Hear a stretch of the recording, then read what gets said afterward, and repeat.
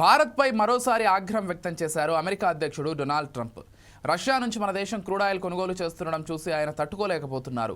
తన మాటలను ధిక్కరించి వ్యవహరిస్తున్న భారత్పై భరించలేని విధంగా సుంకాలు విధిస్తామని బెదిరిస్తున్నారు. మాస్కో నుంచి చమురు కొనుగోలు చేయబోమని ప్రధాని మోదీ తనకు హామీ ఇచ్చారని గుర్తు చేస్తున్నారు. ఉక్రెయిన్ యుద్ధానికి పరోక్షంగా భారత్ సాయం చేస్తుందని ఆరోపించారు ట్రంప్. అమెరికా అధ్యక్షుడు ట్రంప్ మరోసారి రెచ్చిపోయారు. ఈ క్రమంలోనే రష్యా చమురు కొనుగోలను ఆపలేకపోతే భారత్పై భారీ టారిఫ్లు విధిస్తామని వార్నింగ్ ఇస్తున్నారు. న్యూఢిల్లీ క్రూడ్ ఆయిల్ దిగుమతులను నిలిపేస్తుందని ఆశాభావం వ్యక్తం చేశారు.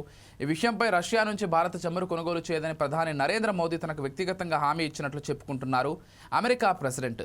తన మాటను ధిక్కరించి వ్యవహరిస్తే భారీ సుంకాలు చెల్లించాల్సి ఉంటుందని ముందస్తుగా హెచ్చరిస్తున్నారు.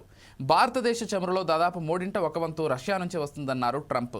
ఇకపోతే ట్రంప్ వాదనను తోసిపుచ్చింది మంత్రిత్వ శాఖ ప్రతినిధి రణధీర్ జైస్వాల్.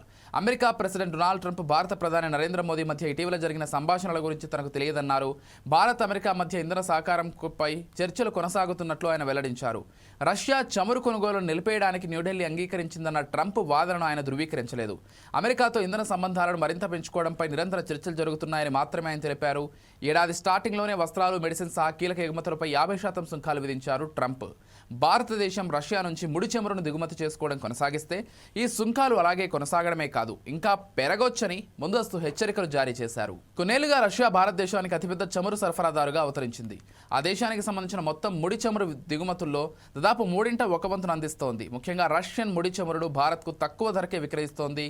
దీంతో ఇది మన దేశ ఇంధన భద్రతకు ఈ కొనుగోళ్లను అవసరమని భావిస్తోంది భారత్. రష్యా నుంచి చమురు దిగుమతులు జాతీయ ప్రయోజనాల కోసమే కొనుగోలు చేస్తున్నామని న్యూఢిల్లీ చెబుతోంది. ఒక రష్యా నుంచే కాదు, చమురు నిల్వలు ఉన్న దేశాలతోనూ కొనుగోలు చేస్తోంది భారతదేశం. అయితే ఈ విషయంలో అమెరికా అధ్యక్షుడు పిచ్చోడిలా మాట్లాడుతున్నాడే తప్ప ఇంకేమీ లేదని నిపుణులు అంటున్నారు. భారత్ను ఎన్ని రకాలుగా ఇబ్బంది పెట్టాలని చూసినా అది నెరవేరదని, ఇప్పటికే ట్రంప్ తీసుకుంటున్న అనాలోచిత నిర్ణయాలతో అమెరికా ప్రజలే నో కింగ్స్ పేరిట ట్రంప్ తీరుకు వ్యతిరేకంగా ఉద్యమాలకు శ్రీకారం చుట్టారని చెబుతున్నారు. ఇంత జరుగుతున్నా కూడా ఆ దిక్కుమాలిన ట్రంప్ వైఖరిలో మాత్రం ఎలాంటి మార్పు రావడం లేదు.